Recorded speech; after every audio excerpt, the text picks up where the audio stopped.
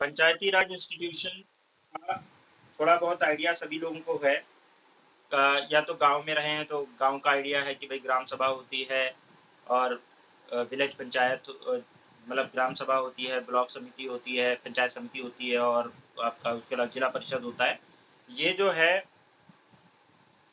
ये तो आप लोगों ने देखा ही है, ठीक है ना? लेकिन आप अगर वहाँ रहें, शहरों में रहें तो आपने म्यूनसिपैलिटीज़ देखी होंगी, ठीक है? म्यूनसिपैलिटीज़ देखी होंगी, नगर पालिका देखी होगी, आपने या म्यूनसिपल कॉर्पोरेशन देखा होगा, कुछ ना कुछ से हम एनकाउंटर होते ही हैं। इसको इस ये जो है this is this structure is known as local government. जैसे हमारा एक सेंट्रल लेवल पे गवर्नमेंट होती है, सेंट्रल लेवल पे गवर्नमेंट कौन है? सेंट्रल लेवल पे हमारी जो गवर्नमेंट है उसको हम स्ट्रक्चर कैसे देखते हैं कि भाई एक प्रेसिडेंट है, प्राइम मिनिस्टर है, वाइस प्रेसिडेंट है, काउंसिल ऑफ मिनिस्ट्री है, ठीक है, ब्यूरोक्रेसी है पूरा। तो ये एक सेंट्रल लेवल की गवर्नमेंट होती है जो चलाते हैं। फिर स्टेट लेवल पे आते हैं, वहाँ पे गवर्नर होता है, चीफ मिनिस्टर होता है, काउंसिल ऑफ मिनिस्ट्री होती है और इसी तरीके से ब्यूरोक्रेसी भी वहाँ भी होती है। तो ये सेंट्रल और स्टेट लेवल की गवर्नमेंट हो गई। फिर आता है आपका लोकल लेवल पे, यानी डिस्ट्रिक्ट लेवल पे। जब स्टेट से नीचे आओगे तो डिस्ट्रिक्ट लेवल पे आ जाओगे। डिस्ट्रिक्ट पे कौन चलाता है? तो आपको इतना तो पता है कि एडमिनिस्ट्रेशन जो चला रहा होता है वो डीएम चला रहा होता है, लेकिन पॉलिटिकल स्ट्रक्चर भी उसके अंदर पाए जाते हैं। पहले पॉलिटिकल स्ट्रक्चर एज सच इस तरह से कॉन्स्टिट्यूशन में कुछ डिफाइन नहीं था कि कैसे गवर्नमेंट होगी, लेकिन ये पॉलिटिकल स्ट्रक्चर डिजायर्ड था। यानी लोकल सेल्फ गवर्नमेंट की बात कॉन्स्टिट्यूशन के अंदर बात की गई थी कि एक विलेज पंचायत ऑर्गेनाइज किया जाए। वो आर्टिकल 40 के अंदर DPSP, directive principle of state policy की में बात की गई थी, यानी कॉन्स्टिट्यूशन में बात की गई थी, बट कोई क्लियर कट चैप्टर या कोई क्लियर कट प्रोविजन इसके बारे में नहीं थे पंचायती राज इंस्टीट्यूशन एंड और म्यूनसिपैलिटीज के बारे में। इतनी बात समझ में आ रही है? आ रही है आपको?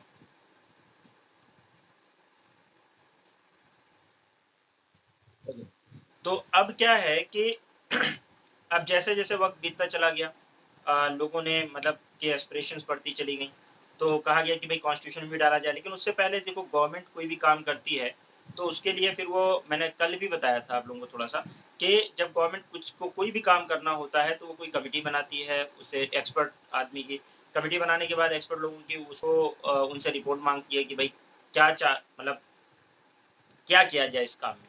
तो वो जब रिपोर्ट अपनी देती है, एक्सपर्ट कमेटी जब रिपोर्ट दी है, तो उस रिपोर्ट के बेसिस पर अगर उसको जो उसमें से एक्सेप्ट करना होता है उसको एक्सेप्ट करती है या इम्प्लीमेंट कर देती है, चाहे एग्जीक्यूटिव एक्शन से कर दे या लेजिस्लेटिव एक्शन से कर दे। एग्जीक्यूटिव एक्शन मतलब सरकार ही कोई चीज बना दे। अब आपको पता है कि सरकार भी इतना रखती है, एडमिनिस्ट्रेटिव लॉज में इतना पावर रखती है कि वो कोई एडमिनिस्ट्रेटिव ऑर्डर से बॉडी बना सकती है। सबसे बड़ा एग्जांपल इस एडमिनिस्ट्रेटिव ऑर्डर से बॉडी बनाने का कौन सा है? कोई दे सकते हो आप लोग example? The biggest example planning commission कभी था, अभी नीति आयोग है। ये एडमिनिस्ट्रेटिव ऑर्डर से बने हुए हैं, ये कोई स्टेचुटरी बॉडी या कॉन्स्टिट्यूशनल बॉडी नहीं है, ठीक है ना? तो नीति आयोग या प्लानिंग कमीशन जो है वो इसी तरह का एक एग्जीक्यूटिव उससे बॉडी बनी हुई है। तो इसी तरह से अगर गवर्नमेंट चाहे तो एग्जीक्यूटिव ऑर्डर से भी कोई बॉडी बना सकती है और उसको पावर दे सकती है। उसके बाद में फिर लेजिस्लेटिव अगर बनाया जाता है, यानी कोई कानून पार्लियामेंट पास करके और कोई बॉडी बनाती है, जैसे कि आपका ह्यूमन राइट कमीशन है, तो वो फिर स्टेचुटरी बॉडी कहलाती है। आप लोग आगे पढ़ोगे, स्टेचुटरी बॉडी मतलब कोई कानून के तहत किया गया हो। अगर वो कॉन्स्टिट्यूशन में अंदर कोई बॉडी है, जैसे कॉन्स्टिट्यूशन के अंदर जैसे आपका finance commission article 280, article 279A जो कि आर्टिकल 279 है, जीएसटी काउंसिल, तो ये सब जो बॉडीज हैं ये कॉन्स्टिट्यूशनल बॉडीज। आर्टिकल 263 आपका इंटर स्टेट काउंसिल, तो ये कॉन्स्टिट्यूशनल बॉडीज हैं, ठीक है ना? तो कॉन्स्टिट्यूशनल है तो देखो, जो कॉन्स्टिट्यूशनल बॉडी होगी वो अपने आप ही स्टेचुटरी बॉडी हो जाएगी, क्योंकि स्टेचूट का मतलब है कानून। लेकिन कॉन्स्टिट्यूशनल बॉडी जो होती है ज्यादा पावरफुल होती है या ज्यादा उसको वैल्यू दी जाती है, क्योंकि कॉन्स्टिट्यूशन के अंदर मेंशन है। बाकी अदर कोई कानून है तो उसको स्टेचुटरी बॉडी कहा जाता है। समझ में आ रहा है? Statutory body. उसके बाद में और इसके अलावा जो आपका होता है, क्या नाम है, आपका एग्जीक्यूटिव एक्शन से भी कोई बॉडी बनती है। तो कोई बॉडी ऐसी भी हो सकती है जो नॉन कॉन्स्टिट्यूशनल हो, अनकॉन्स्टिट्यूशनल नहीं। अनकॉन्स्टिट्यूशनल नहीं, क्या?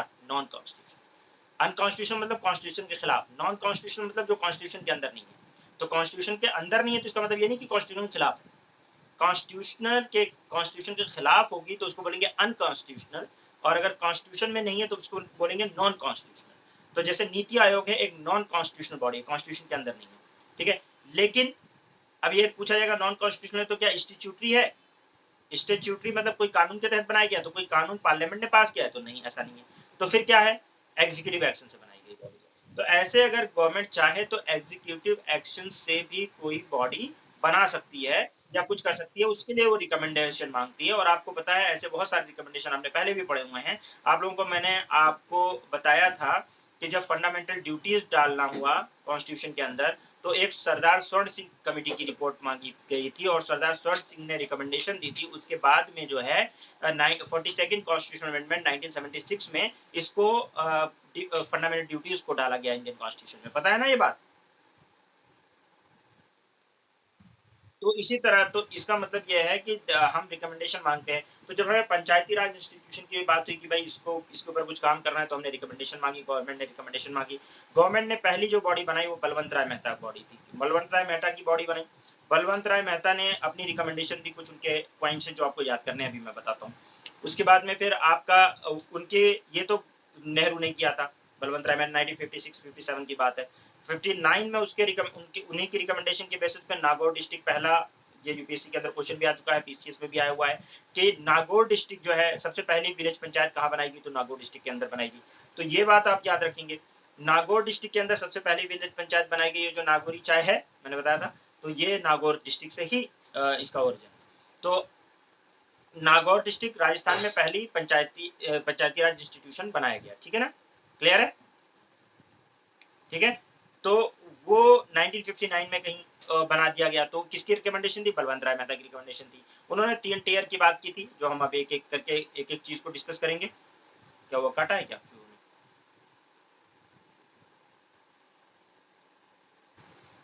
ठीक है। तो क्या कह रहा था मैं कि हाँ, तो मैं कहाँ कहाँ था भाई? हम्म। हाँ, तो हाँ, बलवंत राय मेहता ने 3 टियर, जो हम मैंने बताया कि अभी बात करेंगे, तो उन्होंने 3 टियर गवर्नमेंट दे दी। ये नेहरू के टाइम पर बात हुई थी। जवाहरलाल नेहरू के बाद में फिर जनता पार्टी गवर्नमेंट। आप ये समझिए कि इंदिरा गांधी से नाराज होकर, आपको मैंने हिस्ट्री में थोड़ा बहुत बताया भी है, अगर आप लोगों को, जिन लोगों को पता है या नहीं तो पता भी होगा, कि इंदिरा गांधी गवर्नमेंट जब आई तो उसने एक मतलब एटीट्यूड जो उनका था वो थोड़ा सा ज़्यादा डिक्टेटरशिप वाला एटीट्यूड था। तो इंदिरा गांधी ने काफ़ी सारी चीज़ें चेंज की, बहुत सारा कॉन्स्टिट्यूशन के अंदर फंडामेंटल ड्यूटीज़ भी डाला, उसके अलावा भी बहुत सारी इमरजेंसी वगैरह काफ़ी लगाई इंटरनेट डिस्टर्बेंस के नाम पर। वो आप लोग इमरजेंसी चैप्टर में पढ़ोगे। तो उसकी वजह से लोग उनसे नाराज़ थे, तो उनसे नाराज़ होकर एक जेपी मूवमेंट चला था, बहुत बड़ा मूवमेंट, आप लोगों को पता होगा, जयप्रकाश नारायणन ने मूवमेंट चलाया था इनके खिलाफ जो है इंदिरा गांधी के। और उसमें बड़ा सारा वो कंट्रोवर्सी वाला 1975 वाला दौर रहा है। तो 75 के बाद 77 के अंदर ये सरकार गिर गई थी, खुद इंदिरा गांधी इलेक्शन हार गई थी। और उसके बाद में जो है इन उसमें मोरारजी देसाई जो हैं वो सबसे ओल्डेस्ट प्राइम मिनिस्टर बने इंडिया के। और मोरारजी देसाई की सरकार जो बनी वो जनता पार्टी गवर्नमेंट के नाम से जानी जाती है 1977 में। और उसके लेकिन वो ज़्यादा दिन चल नहीं पाई, उसमें क्या नाम, चौधरी चरण सिंह वगैरह भी थे और लोग थे। तो वहाँ वो डिस्प्यूट चला चंद्रशेखर और इनके सबके बीच में थोड़ा डिस्प्यूट की वजह से वो फिर हट गई। लेकिन जेपी मूवमेंट की उपज सारे हैं ये। जेपी मूवमेंट जो हुआ इंदिरा गांधी के खिलाफ, मुलायम सिंह यादव, लालू प्रसाद यादव, ये जितने भी लोग उठे हैं, और जितने भी ये क्या नाम है, चौधरी चरण सिंह वगैरह, ये सब जो हैं बेसिकली जो लाइट लाइट में आए, जो इनको फेमस हुए, वो सारा जेपी मूवमेंट की देन है। ठीक है। जयप्रकाश नारायणन को आपको पता है लोक नायक जयप्रकाश नारायण कहा जाता है।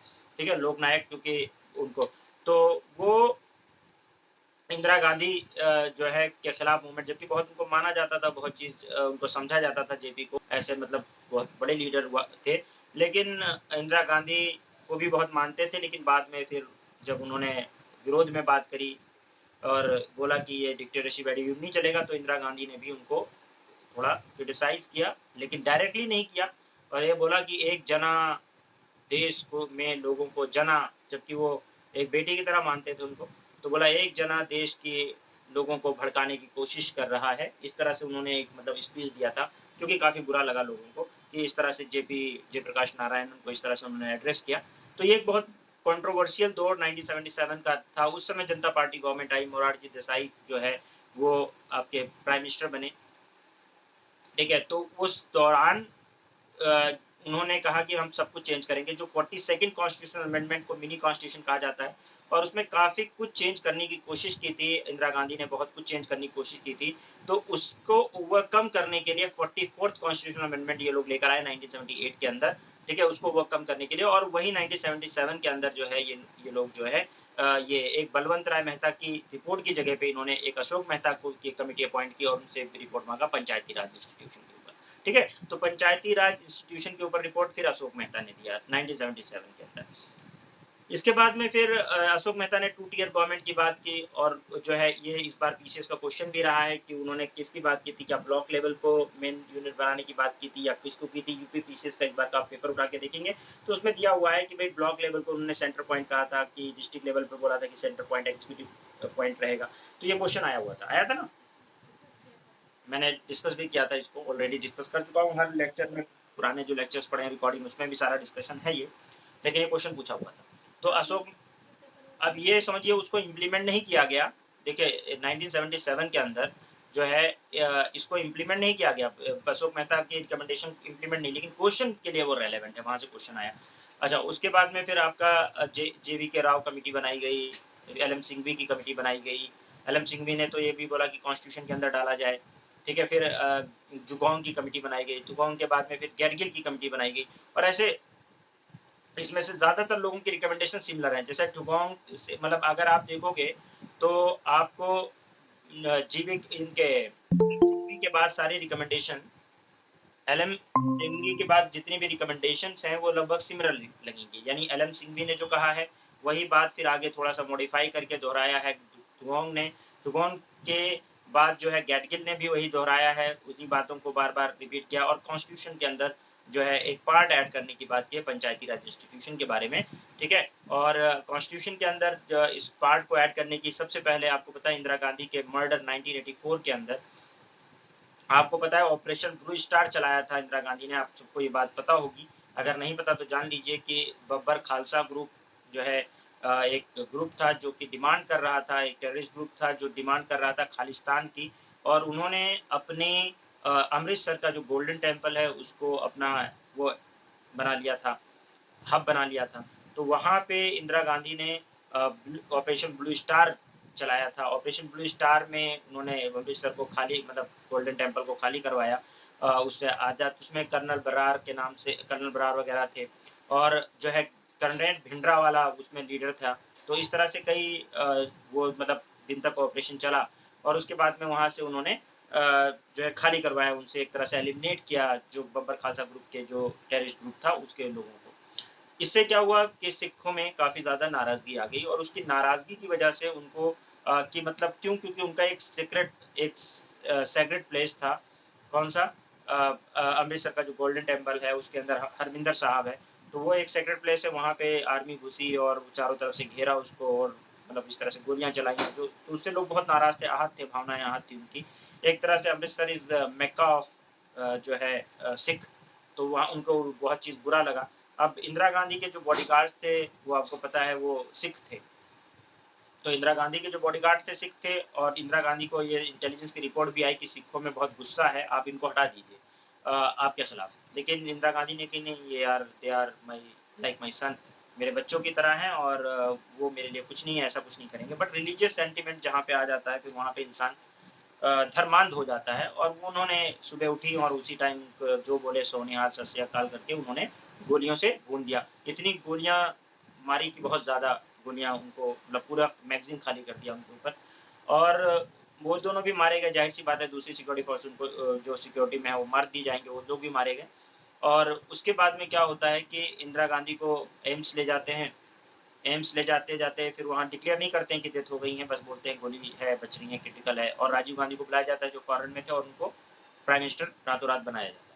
तो ये पूरी कहानी उस दौर में रहती है, तो राजीव गांधी जो है इन सर्कमस्टेंसेस में प्राइम मिनिस्टर बनाए गए, बाद में फिर बहुत ओवरवेलमिंग मेजॉरिटी में जो इन्होंने रिज़ाइन किया और ओवरवेलमिंग मेजॉरिटी में ये जीते इसको इस इलेक्शन और बहुत ज़्यादा मेजॉरिटी से और उसके बाद में फिर इंदिरा राजीव गांधी ने भी मतलब काफ़ी दिन तक शासन किया, तो उन्होंने भी पंचायती राज इंस्टीट्यूशन को डालने की कोशिश की थी कॉन्स्टिट्यूशन में, लेकिन ही वाज़ नॉट सक्सेसफुल और इन बिटवीन जो है वीपी सिंह की गवर्नमेंट कुछ दिन के लिए रही है, उन्होंने भी कोशिश की।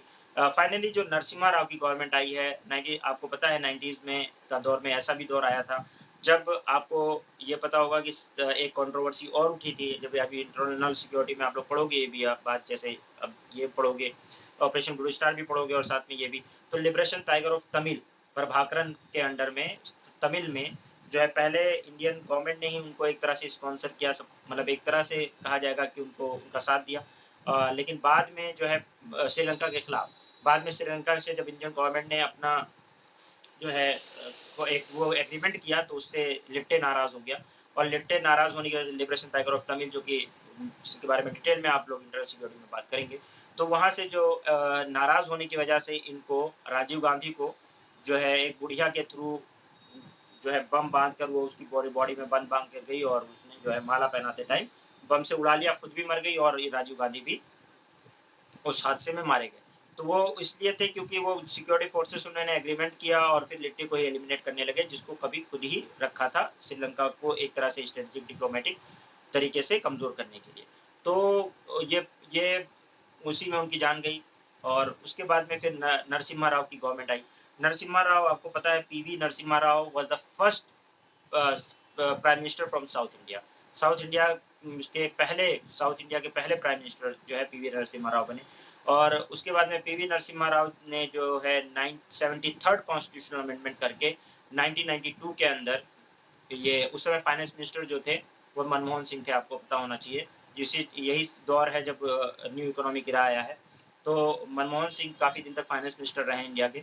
तो मनमोहन सिंह का में फाइनेंस मिनिस्टर थे, नरसिम्हा राव जो है वो प्राइम मिनिस्टर थे। इन्होंने कई सारे बड़े रिफॉर्म किए हैं, जिसमें से एक नरसिम्हा मनमोहन मॉडल के नाम से एलपीजी जाना जाता है, लिबरलाइजेशन, प्राइवेटाइजेशन, ग्लोबलाइजेशन, जो आप लोग इकोनॉमी में पढ़ते हो।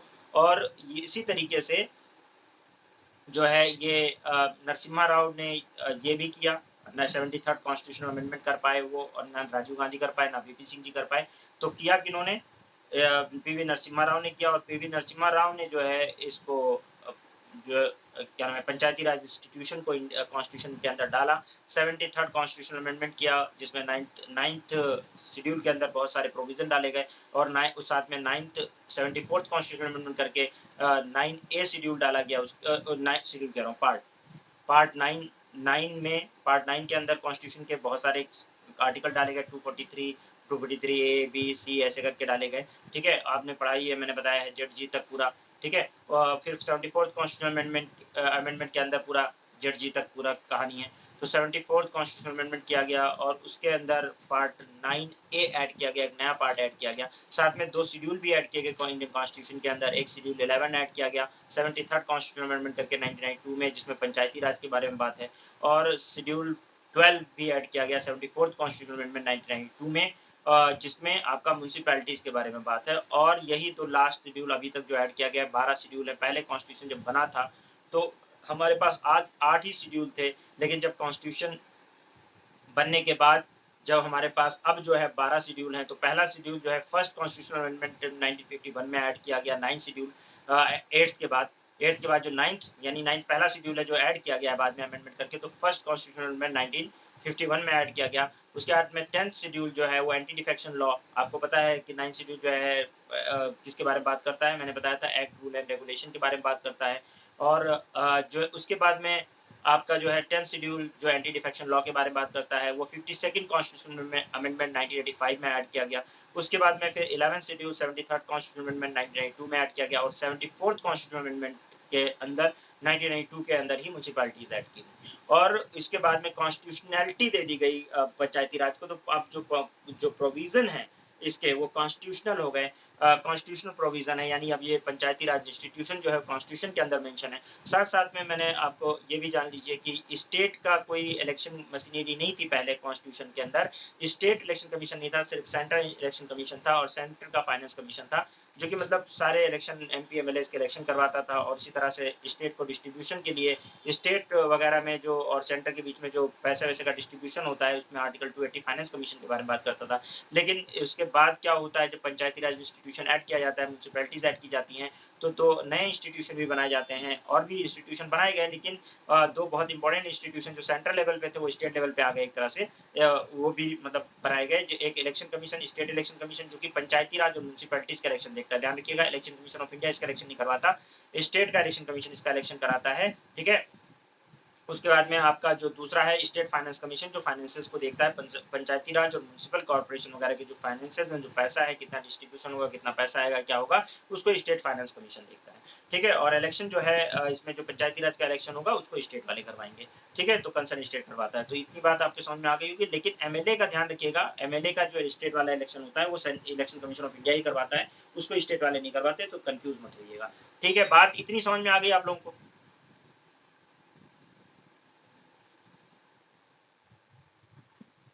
मैंने कहा एमएलए का जो इलेक्शन होता है, जिससे स्टेट गवर्नमेंट बनती है, उसको election commission of India he election करवाता है, उसको स्टेट वाले नहीं करवाते। स्टेट पंचायती राज और म्यूनसिपल कॉर्पोरेशन का, लोकल बॉडीज का इलेक्शन कराने के लिए बने हैं। ठीक है,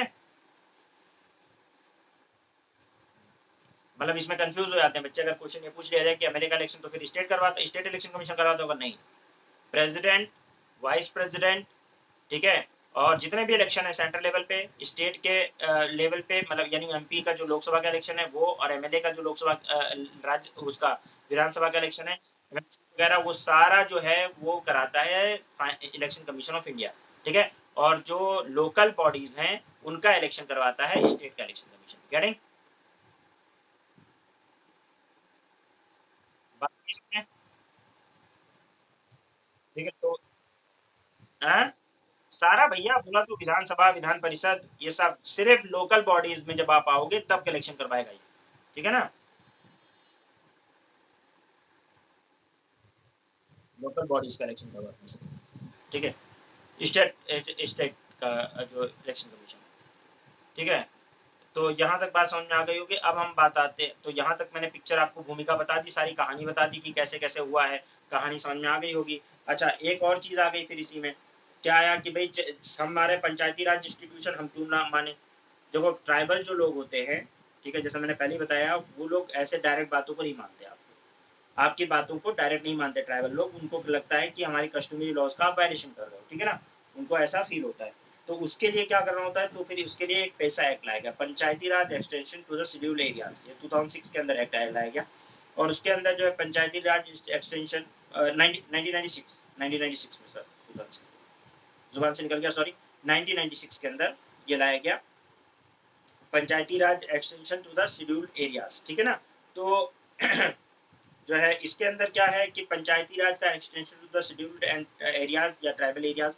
तो ट्राइबल एरियाज में जो है पंचायती राज का कैसे पहुंचेगा, तो मॉडिफिकेशन, मॉडिफाइड होकर पहुंचेगा। उसमें जो है ग्राम सभा को पावर ज़्यादा दी जाएगी, ट्राइबल लोगों को ज़्यादा पावर दी जाएगी, उनके मिनरल्स वगैरह का, या उनके जो गांव में अगर कोई भी बड़ा कॉर्पोरेशन लगना है, या उनका जो फॉरेस्ट फॉरेस्ट प्रोड्यूस है उसमें ग्राम सभा का अधिकार होगा। तो ये मॉडिफाई करके पंचायती राज इंस्टीट्यूशन को जो है वो ट्राइबल एरियाज में पहुंचाया गया। उसके लिए नया एक्ट आया 1996 में, वो एक्ट लाया गया, उसका नाम था पैसा एक्ट। उसको पैसा एक्ट कहते हैं, एक दो बार क्वेश्चन भी आया हुआ है पैसा एक्ट के ऊपर। तो ये हुआ कि मतलब पूरे इंडिया पे इसको लागू करना कंपलसरी कर दिया गया हर जगह। लेकिन इसमें जो प्रोविजन रखे गए थे वो एक था मैंडेटरी और एक था वॉलेंट्री। एक था कंपलसरी जिसको करना ही करना था, ठीक है, और एक था वॉलेंट्री, चाहे करो चाहे ना करो। तो कुछ चीजें तो जो थी, जो सारे स्टेट को अप्लाई करना है, कि ये चीजें तो आपको सबको करनी है, सारे स्टेट को पंचायती राज की ये प्रोविजन तो अमल करना ही करना है। और कुछ ऐसे थे वॉलेंट्री, चाहे आप अमल करो और चाहे ना करो। ठीक है, तो एक कंपलसरी और एक वॉलेंट्री प्रोविजन भी इसके अंदर ऐड किया गया था, किसमें, पंचायती राज इंस्टीट्यूशन के, पंचायती राज इंस्टीट्यूशन के अंदर। ठीक है ना, समझ में आ रही बात, कुछ पल्ले पड़ रहा है? ओके, तो ये जो क्या नाम है पूरा पिक्चर है, ये ओवरऑल पिक्चर है जो आप पढ़ने जा रहे हो। फिर मार्बल लेवल पे म्यूनसिपैलिटीज रखी गई, तो वो हम आगे बात करेंगे। तो आई थिंक आप एक बार, अगर मैंने आपको जो ओवरव्यू दिया है, एक बार अगर आप उठा के बुक देखोगे लक्ष्मीकांत, ठीक है, तो उसमें आपको ऐसी सीक्वेंस में चीजें दिखेंगी, एक बार पलट लो। देखो मैंने सब बता दिया है, बस अब अंदर कलर भरना है, मतलब आउटलाइनिंग कर दी है, जैसे एग्जाम के लिए करता हूँ मैं, कि आउटलाइन कर दिया, कलर जो है एग्जाम करेंगे। सारी बातें हैं ना। पहले बलवंत राय मेहता होगा, अरे हम किताब नहीं रखे हुए हैं लेकिन इतना तो हमें रहता है यार। ठीक है, बलवंत राय मेहता होगा, ठीक है, फिर अशोक मेहता, फिर जीवी के राव, फिर एल एम सिंघवी, फिर टुगोंग, फिर गैडगिल, फिर कॉन्स्टिट्यूशन प्रोविजन आ जाएंगे, उसमें भी कंपलसरी एंड वॉलेंट्री प्रोविजंस होंगे। फिर उसके बाद में पैसा एक्ट आ जाएगा, ठीक है, पैसा एक्ट की बात होगी, वही फाइनली मतलब आपको लिस्ट विस्ट दे देंगे, उसके बाद में पैसा एक्ट आ जाएगा, पैसा एक्ट की कहानी कर दी, उसके बाद बात खत्म कर देंगे। ठीक है, ये मेन चीज़ रहेगी उसमें, मॉडिफिकेशन वगैरह जो भी है। ठीक है, तो ये आपने एक बार देख लिया होगा पिक्चर, अब हम इसमें कलर भरेंगे। गेटिंग? तैयार हो कलर भरने के लिए? हैं?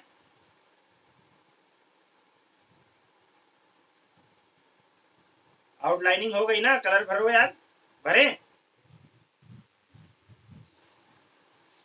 मोनी कुछ समझ में आया?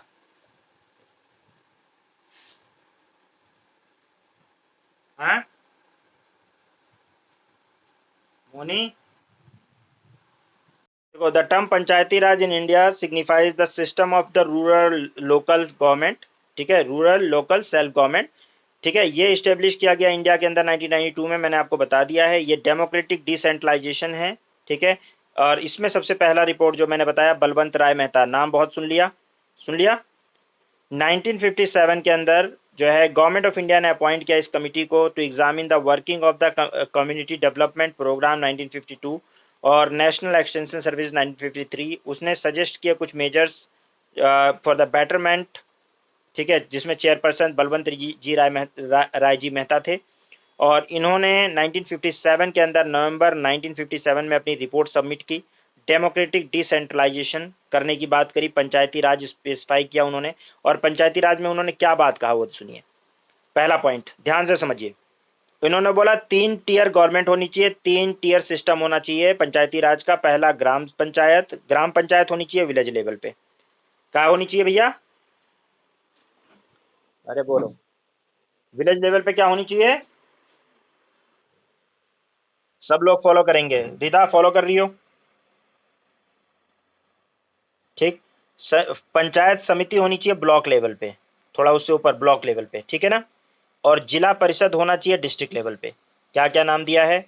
ग्राम पंचायत कहाँ पे होना चाहिए? विलेज। पंचायत समिति कहाँ होनी चाहिए? ब्लॉक लेवल पे। और जिला परिषद कहाँ होना चाहिए? डिस्ट्रिक्ट लेवल पे। तो 3 टियर गवर्नमेंट इसी को कहा जाता है। 3 टियर मतलब इन्होंने कहा था जो पंचायती राज के 3 टियर, वो यही है, ठीक है ना। और उन्होंने ये कहा था this tier should be organically link through the device of indirect election. अब इन्होंने क्या आगे कहा? पहला पॉइंट तो क्लियर हो गया होगा कि ये कनेक्ट होंगे, इनडायरेक्ट इलेक्शन होगा इसमें। लेकिन अभी जो पहला पॉइंट कहा कि 3 होंगे, विलेज लेवल पे क्या होगा? पंचायत होगा, ग्राम पंचायत विलेज लेवल पे, बताया। ग्राम पंचायत विलेज लेवल पे, पंचायत समिति ब्लॉक लेवल पे, जिला परिषद डिस्ट्रिक्ट लेवल पे। ये क्वेश्चन बलवंत राय मेहता के अंदर ये 3 रिकमेंडेशन याद रखिएगा, ठीक है। विलेज पंचायत शुड बी उसके बाद बोलता है विलेज पंचायत जो है should be constituted with a directly elected representative. Village panchayat के अंदर डायरेक्टली इलेक्शन होना चाहिए, जैसे आप लोग गांव में प्रधान के इलेक्शन में जाते हो ना इलेक्शन करने, तो बोला। पंचायत समिति और जिला परिषद को उसने बोला ये इनडायरेक्ट इलेक्टेड मेंबर होने चाहिए। यानी इनडायरेक्टली इलेक्टेड का मतलब ये है कि उसमें से जिनको आप चुनते हो, बीडीसी वगैरह जो चुनते हो, वो लोग जाकर पंचायत समिति और जिला परिषद में वोट करेंगे, आप वोट नहीं करोगे उसमें। पंचायत समिति के सदस्य जो हैं, यानी अभी तो जिला पंचायत का भी डायरेक्ट इलेक्शन हो रहा है, लेकिन उन्होंने जो रिकमेंडेशन दी थी वो इनडायरेक्ट इलेक्शन की दी थी, वो मैं आपको अब हमारे कॉन्स्टिट्यूशन में अभी क्या है उससे मतलब नहीं है, उससे आप कंफ्यूज ना होइएगा कि भाई अभी तो दूसरा सिस्टम है। ये उनकी रिकमेंडेशन थी। हमारे कॉन्स्टिट्यूशन में अब जो है और अब जो सिस्टम है वो थोड़ा मॉडिफाइड है, ये वाला सिस्टम नहीं है। और इससे ठीक है। और इन्होंने बोला था कि all planning and development activities should be, और जितनी भी प्लानिंग और डेवलपमेंटल एक्टिविटीज हैं वो इन बॉडीज को, यानी पंचायत समिति, ग्राम पंचायत, पंचायत समिति और डिस्ट्रिक्ट पंचायत को दी जानी चाहिए, ठीक है ना। ये वो बात हो गई। पंचायत समिति उन्होंने बोला कि पंचायत समिति should be an executive body, ठीक है। पंचायत समिति को उन्होंने बोला कि पंचायत समिति एग्जीक्यूटिव बॉडी होनी चाहिए, यानी एग्जीक्यूट करने वाली बॉडी होनी चाहिए। और जिला परिषद should be advisory, coordinating and supervisory body होनी चाहिए, ठीक है। यानी जिला परिषद क्या करेगी? एडवाइस करेगी, एडवाइजरी बॉडी होगी, कोऑर्डिनेटिंग बॉडी होगी और सुपरवाइजरी बॉडी होगी, और पंचायत समिति जो है एग्जीक्यूटिव बॉडी होगी। प्लीज, क्या यही बलवंत राय मेहता, यही अशोक मेहता के बारे में इस बार प्री में पूछा हुआ है कि कुछ लेवल को उसने बोला था कि एग्जीक्यूटिव बॉडी होगी, ठीक है। जहां पे इन्होंने पंचायत समिति को एग्जीक्यूटिव बॉडी बोला है और जिला परिषद को बोला है क्या? Advisory body, coordinating and subordinate. उन्होंने इससे अलग बात कही है वो अपने, अभी आप देखोगे, ठीक है। डिस्ट्रिक्ट कलेक्टर को इन्होंने बोला डिस्ट्रिक्ट कलेक्टर जो होगा या डीएम जो होगा या डिस्ट्रिक्ट कलेक्टर जो होगा should be the chairman of जिला परिषद। जिला परिषद का चेयरमैन को इसको बोला इन्होंने कि डिस्ट्रिक्ट मजिस्ट्रेट होगा, डीएम होगा, ठीक है ना। There should be a genuine transfer of power and responsibility of this democratic body. और जो ये बॉडी जो पावर है ये आर्टिफिशियल चेंज नहीं होना चाहिए कि हाँ हाँ हमने तो पावर दे दी। अरे पावर आपको सही मायने में रिस्पॉन्स देनी है, ठीक है। उसके बाद में adequate resources should be transferred, और एडिक्वेट रिसोर्सेज देने हैं ताकि वो ठीक से फंक्शन कर सके। यानी रिसोर्सेज ये नहीं कि थोड़ा बहुत रिसोर्सेज दे दे जाओ फंक्शन करो काम करो, नहीं, पूरे प्रॉपर तरीके से फुल रिस्पॉन्सिबिलिटी डिस्चार्ज कर सके, इतने रिसोर्सेज उनको देने हैं, अच्छा खासा पैसा वैसा देना है। सिस्टम और एक सिस्टम बनाना है जिससे ये अथॉरिटीज अब फ्यूचर में डेवलप कर सके। तो ये सारा इन्होंने बोला। ये रिकमेंडेशन जो है कमिटी ने दी अपनी। और इसको देखिए हमेशा ध्यान रखिए, नेशनल डेवलपमेंट काउंसिल, क्या आप लोग इस बॉडी को जानते हैं? क्या आपने नेशनल डेवलपमेंट काउंसिल सुना है पहले? मैंने बताया है आप लोगों को। अभी आप लोग पढ़ेंगे, मैं आगे पढ़ेंगे, लेकिन जो पुराने बच्चे हैं खासकर जो लोग इकोनॉमी पढ़ी है, जिन्होंने प्लानिंग कमीशन पढ़ा है, उसमें इन्होंने साथ में जोड़ के पढ़ा था नेशनल डेवलपमेंट काउंसिल, याद है?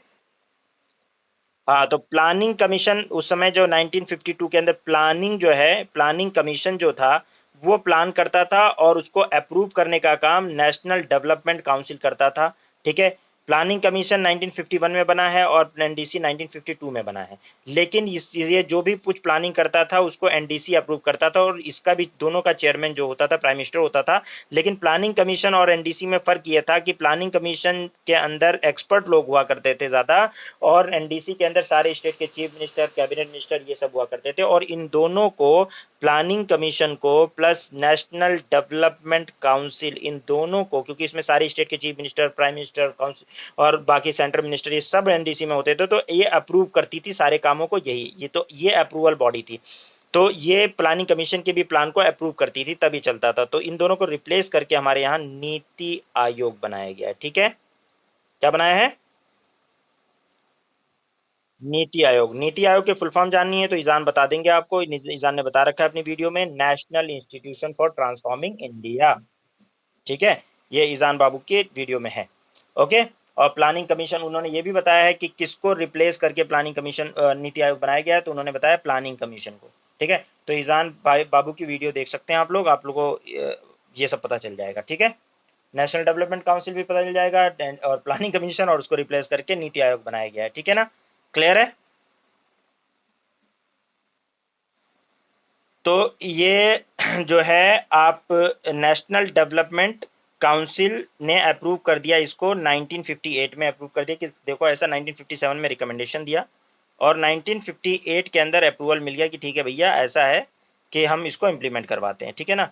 अब इसमें इम्प्लीमेंट करवाने के लिए मैंने बताया सबसे पहले जो हाँ इम्प्लीमेंटेशन हुआ है इसका, वो मैंने बताया कि 2 अक्टूबर को दो लोगों का बर्थडे होता है। किसका किसका बर्थडे होता है?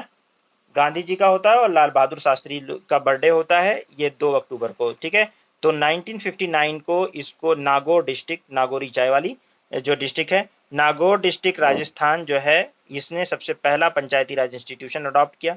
उसके बाद में आंध्र प्रदेश में अडॉप्ट हुआ, और फिर इसके बाद में अदर जगहों पे भी इसको अडॉप्ट करना शुरू किया गया। तो पंचायती राज इंस्टीट्यूशन जो है इस तरीके से डेवलप हुआ, और सबसे, और लेकिन अलग अलग लोगों ने अलग अलग तरीके से इसको अडॉप्ट किया। जैसे राजस्थान ने 3 टियर सिस्टम अडॉप्ट किया, तमिलनाडु ने सिर्फ 2 टियर सिस्टम अडॉप्ट किया, अभी आप देखोगे। वेस्ट बंगाल ने जो है अडॉप्ट किया जो है 4 टियर सिस्टम, ठीक है ना। तो अलग अलग लोगों ने अलग अलग सिस्टम अडॉप्ट किया, किसी ने 2 टियर किया, किसी ने 3 टियर किया, किसी ने 4 टियर किया। और 2 टियर वाला जो कॉन्सेप्ट है वो बेसिकली अशोक अशोक मेहता की रिकमेंडेशन है, बाद में की बात है। तो यहाँ हो गया, ठीक है। इसके बाद में लोगों ने स्टडी किया, वो सब इतने इंपॉर्टेंट नहीं है, बहुत सारी स्टडी हुई, लेकिन फाइनली जो है फिर इसके बाद अशोक मेहता, जिनके बारे में मैंने बोला आप लोगों को कि अशोक मेहता 1977 के अंदर जनता पार्टी गवर्नमेंट ने अपॉइंट किया इनको। किसको अपॉइंट किया? पंचायती राज इंस्टीट्यूशन के लिए चेयरमैन अशोक मेहता को बनाकर 77 में, और 78 के अंदर इन्होंने रिपोर्ट सबमिट की। 132 रिकमेंडेशन दिया था इन्होंने। कितने रिकमेंडेशन दिए थे? 132। आपको सारे याद करने की जरूरत नहीं है, डोंट वरी, ठीक है ना। आपको कुछ मेन याद करने की जरूरत है। इन्होंने कहा कि 3 टियर सिस्टम ऑफ पंचायती राज जो है इसको रिप्लेस करके 2 टियर सिस्टम लाया जाए, एक जिला परिषद, एक डिस्ट्रिक्ट लेवल पे, ठीक है, और उसके नीचे मंडल पंचायत, ठीक है, जिसमें ग्रुप ऑफ विलेजेस रहेंगे लगभग, जिसकी टोटल पॉपुलेशन 15 से 20,000 रहेगी, उसको मंडल बोला। यानी क्या बोला, जिला परिषद बोला और एक बोला मंडल पंचायत बनाइए जिसमें ग्रुप ऑफ विलेजेस हो। ठीक, ये बात इन्होंने कही और बोला 15 से 20,000 लोग जिसमें हो जाएं। डिस्ट्रिक्ट को बोला कि पहला पॉइंट होगा, ये एग्जाम में क्वेश्चन पूछा हुआ है, district should be the first point of decentralization under the proper supervision over the state level. तो below the state level state इसको सुपरवाइज करे और डिस्ट्रिक्ट पहला पॉइंट ऑफ इंप्लीमेंटेशन होना चाहिए इन्होंने कहा। जिला परिषद को बोला था एग्जीक्यूटिव बॉडी होनी चाहिए। ये एग्जाम में क्वेश्चन आया, पीसीएस का क्वेश्चन उठा के देखिएगा, यही क्वेश्चन है इसमें कि जिला परिषद should be the executive body. ठीक है, जिला परिषद को उसने एग्जीक्यूटिव बॉडी बोला था कि होनी चाहिए। और ऑफिशियल पार्टी, देखो इसमें इन्होंने ये भी एक बात की थी, एक बार क्वेश्चन यूपीएससी में ये भी पूछा हुआ है कि ऑफिशियली पॉलिटिकल पार्टीज को बोला था कि आप लोग पार्टिसिपेट करिए पंचायती राज इलेक्शन के अंदर। वो कौन से, किसने रिकमेंडेशन दिया था, तो ये अशोक मेहता की रिकमेंडेशन थी कि पॉलिटिकल पार्टीज भी इसमें इन्वॉल्व हों। लेकिन ऐसे पॉलिटिकल पार्टी अपनी तरफ से करती हैं लेकिन एज सच इसमें इन्वॉल्वमेंट नहीं रहता है। बट ये तो है ही है, किसी ना किसी तरह अलाइनमेंट रहता है ये बंदे का। ये लोकल सेल्फ गवर्नमेंट है, इसमें पॉलिटिकल पार्टी नेशनल वाली को पार्टिसिपेट नहीं करना चाहिए या उसको ज़्यादा स्पॉन्सर नहीं करना चाहिए, ये बात है। लोकल लोगों के एस्पिरेशंस पे इस पे फर्क पड़ता है। लोकल लोग जिसको पसंद करते हैं, जिस गांव में के लोग, उसको चुना जाए, उन्हीं में से लोग चुने जाएं, वो बेहतर होता है। ठीक है ना, और उनको अलग सिंबल अलॉट किया जाता है। इसीलिए कोई वो अपना कोई कमल के सिंबल से या कुछ इस तरह के सिंबल से जो नेशनल पार्टी का सिंबल है उससे नहीं लड़ सकते हैं इस इलेक्शन को। उसके बारे में हम लोग रिप्रेजेंटेशन ऑफ पीपल एक्ट के तहत बाद में बात करेंगे। लेकिन अभी फिलहाल the Panchayati Raj institution should have compulsory power of taxation. इसमें इन्होंने बोला था कि पंचायती राज जो इंस्टीट्यूशन है इनमें कंपलसरी पावर होनी चाहिए किसकी, टैक्सेशन की, मोबिलाइजेशन अपने फाइनेंस, यानी ये लोग भी टैक्स लगा सकें। और बोला दिया था there should be regular social audit, और सोशल ऑडिट डिस्ट्रिक्ट लेवल पे होना चाहिए कि क्या मतलब कितना इकोनॉमिक ग्रुप कौन कौन से वीक हैं क्या है, उनके लिए काम होना चाहिए। उन लोगों को जो इकोनॉमिक ग्रुप हैं, वीकर सेक्शन है, उन लोगों के ऊपर रेगुलर सोशल ऑडिट करके उनके देखना चाहिए कितना डेवलपमेंट हुआ, क्या हुआ, आगे क्या काम कर सकते हैं। स्टेट गवर्नमेंट को बोला गया है state government should not be supersede the Panchayati Raj institution in case of imperative supervision. Election should held within 6 month from the date of super session.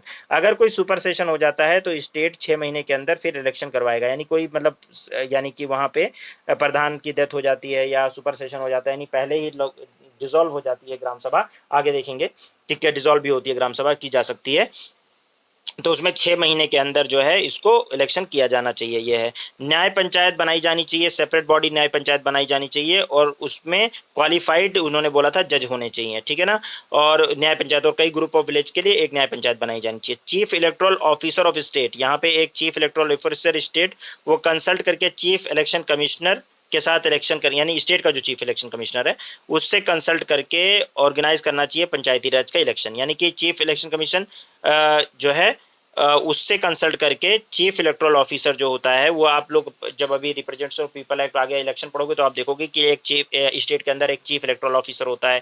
ठीक है, तो उसके बारे में देखोगे, ये इंटीग्रेटेड पूरी मशीनरी है। ठीक है, वो चीफ इलेक्शन कमीशन जो है India chief election commission of India वो सुपरविजन करता जरूर है, ध्यान रखिएगा। चीफ इलेक्शन कमिश्नर जो होता है वो सुपरविजन करता है स्टेट का भी इलेक्शन वगैरह का, लेकिन वो करवाता नहीं है सुपरविजन, लेकिन अपने उसमें नज़र में रखता है चीज़ों को। Development function should be transfer to the Zila परिषद।